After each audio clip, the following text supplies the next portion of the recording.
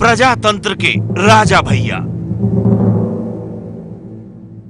उत्तर प्रदेश में रघुराज प्रताप सिंह उर्फ राजा भैया को अलग अलग नामों से जाना जाता है। मायावती उनको कुंडा का गुंडा कह चुकी हैं। वो एक बार फिर चुनाव के मैदान में हैं। वो लगातार 5 बार विधायक रहे और निर्दलीय के तौर पर चुनाव लड़ते हैं। वोट मांगने का उनका अंदाज देखते बनता है। उनके प्रचार पर आज जनमन विशेष।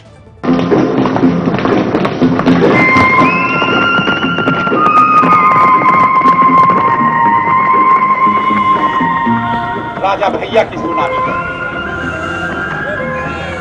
24 वर्ष के एक राजनीतिक यात्रा और जीवन एक खुली किताब है, कोनो के उसे छिपा नहीं। भदरी के राजा रघुराज प्रताप सिंह उर्फ राजा भैया। लोकतंत्र में प्रजा वोटर बन चुकी है, लेकिन राजा भैया कभी वोट मांगने किसी के दरवाजे पर नहीं जाते। अबे ए जाऊं कहा चाहता है, पहले महेंद्र बोल रहे फिर हम बोल देते हैं। तो बाहर लॉन में दलित समाज के लोग कुर्सियों पर बैठे थे, महिलाएं घूंघट में थी। सब ने बारी बारी से राजा भैया के पैर छुए। सामने बैठे दलित बिरादरी के लोगों ने राजा भैया को वोट देने का वादा किया। पिछली बार सब ने बीएसपी के लिए वोट डाले थे। तो आप लोग भारी से भारी मतदान करें, ये हमारा अनुरोध है। हमारा समाज समर्थन कीजिए। जिंदाबाद। कि निर्दलीय ही क्यों चुनाव लड़ते हैं? जब आप अखिलेश यादव के सरकार में मंत्री रहे, सब कुछ रहे, तो समाजवादी पार्टी से क्यों नहीं? उससे पहले राजनाथ सिंह में भी थे आप। जी बिल्कुल। लखनऊ विश्वविद्यालय से पास आउट होने के बाद जब यहाँ आए तो उस समय सब क्षेत्र के लोगों ने कहा कि चुनाव लड़िए, कोई राजनीतिक पृष्ठभूमि नहीं थी, ज़रूरत नहीं महसूस हुई, इसीलिए किसी पार्टी से टिकट मांगा नहीं और तब से निर्दलीय चले आ रहे हैं। महल से निकलकर राजा भैया समर्थकों के साथ आगे बढ़ते हैं तो दूर तक बाइक का काफिला निकलता है। लारतरा में रुककर वोटर का आशीर्वाद लेते हैं और फिर मौली पहुंचते हैं, जहां उनके लिए एक सभा रखी है।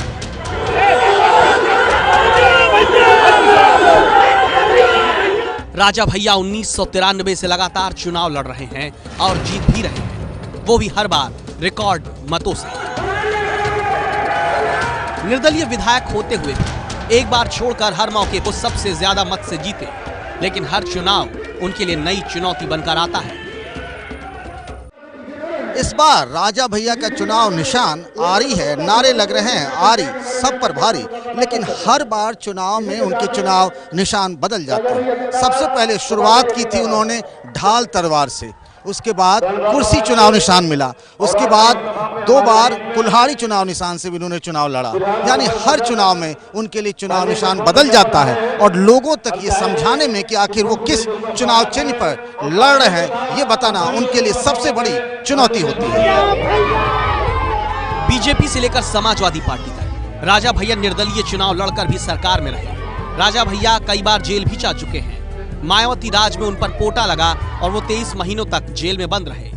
अखिलेश राज में कुंडा के डीएसपी जियाउल हक की हत्या के मामले में उन्हें मंत्री पद से इस्तीफा देना पड़ा। राजा पर मुकदमा चला, सीबीआई अभी इस केस की जांच कर रही है, लेकिन राजा भैया कहते हैं सब मीडिया का किया धरा है। हमारा ये मानना है कि मीडिया अगर हर बात को ठीक से समीक्षा करके उसकी मीमांसा करके अगर निकाले तो न तो कोई डर है और न ही ऐसा कोई नाम कहा हुआ। तो फिर छवि कैसे बन गई? छवि आप लोगों ने बना दी। हम लोगों ने बनाई? जी बिल्कुल। मतलब कसूरवार मीडिया है।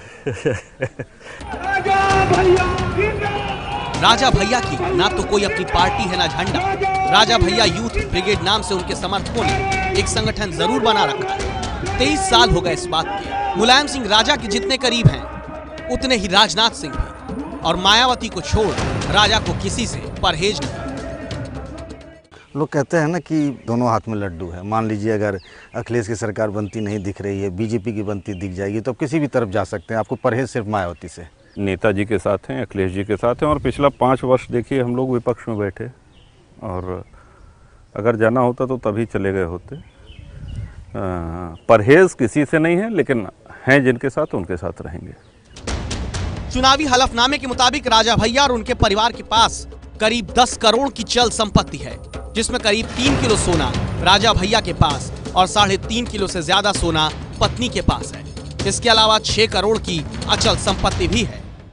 जिस राजा भैया को विपक्ष गुंडा का गुंडा कहता है, उनके चुनाव प्रचार करने का तरीका भी बिल्कुल अलग है। वो डोर टू डोर कैंपेन यानी घर घर जाकर लोगों से वोट नहीं मांगते हैं। वो 2 गांव या कभी 8-10 गांव की एक छोटी छोटी इस तरह की सभाएं करते हैं और वहीं पर अपनी बात रखते हैं और लोगों से वोट मांगते हैं।